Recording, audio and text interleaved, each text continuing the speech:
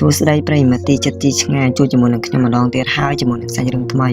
ថ្ងៃនេះខ្ញុំមានរឿងថ្មីមួយទៀតហើយដែលចែកជូនអ្នកទាំងអស់គ្នាទស្សនាលេងទុច្ចការកំសាន្ត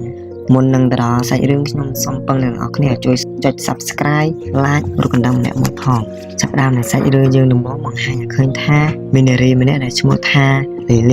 លីគឺជាកូនអ្នកមានហើយនាងមានសម្រស់ស្រស់ស្អាតខ្លាំងណាស់ថ្ងៃនេះលីលីបានធ្វើដំណើរទៅហាងកាហ្វេមួយកន្លែងដើម្បីណាត់ជួបជាមួយនឹងមិត្តភក្តិរបស់នាងដែលមានឈ្មោះថាណាណាណាត់ជួបលីលីគឺដើម្បីប្រាប់អាពាហ៍ពិពាហ៍របស់នាងដែលនាងរៀបការនៅសប្តាហ៍បន្ទាប់ណានិងលីលីក៏និយាយគ្នាលេងពីនេះពីនោះយ៉ាងសប្បាយរីករាយហើយក៏ត្រឡប់ទៅផ្ទះវិញរៀងខ្លួន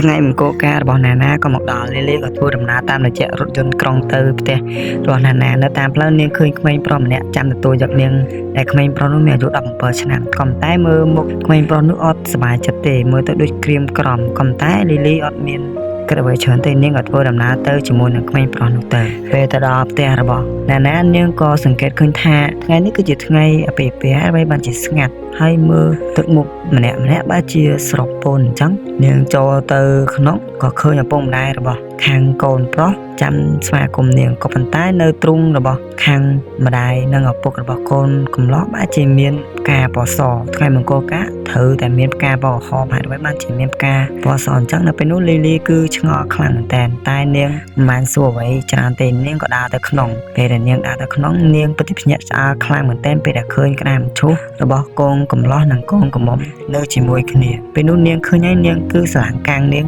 គឺគិតអត់ចេញទេនាងឆ្ងល់ថាហេតុអ្វីបែរទៅជាអញ្ចឹងពេលដែលនាងសម្លឹងមើលមិត្តភក្តិរបស់នាងកាន់តែយូរទៅណាក៏បើកថ្មែកចេញមកហើយស្ទុះមកចាប់អោបលីលីនៅពេលនោះលីលីគឺនាងភ័យខ្លាំងមែនតើនាងស្មានថាសាកសមអញ្ចឹងណាក៏តែមិនសាកសមទេគឺណាគឺដេកនៅក្នុងប្រាមឈូសជាមួយនឹងប្តីរបស់នាងហើយប្តីរបស់នាងគឺបានស្លាប់ទៅហើយគឺស្លាប់ដោយសារគ្រោះថ្នាក់ចរាចរណ៍ពេលនោះណានិយាយប្រាប់លីលីថាពេលដែលនាងដើរលេងកំសាន្តជាមួយនឹងប្តីរបស់នាងយ៉ាងសប្បាយរីករាយក៏មានឡានមួយមកបុកសម្ដៅមករកនាងក៏តែបានប្តីរបស់នាងជួយរុញនាងចេញហើយក៏ត្រូវប្តីនាងហើយប្តីនាងក៏បានស្លាប់ទៅពេលដែលប្តីនាងស្លាប់គឺនាងពិបាកចិត្តខ្លាំងណាស់ហើយក៏នាងសម្រេចចិត្តថា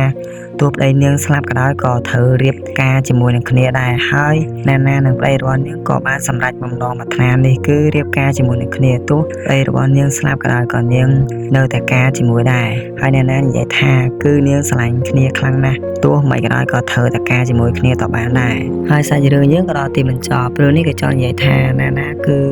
នាងមានចិត្តស្មោះខ្លាំងមែនតើទោះប្តីរបស់នាងស្លាប់ក៏នាងនៅការជាមួយគ្នាដែរចឹងហើយបើសិនជាពេញចិត្តនៅវីដេអូនេះសូមជួយចុច Subscribe Like ហើយដាក់រូបកណ្ដឹងឲ្យមួយផងសូមអរគុណបាយជួបគ្នានៅវីដេអូក្រោយ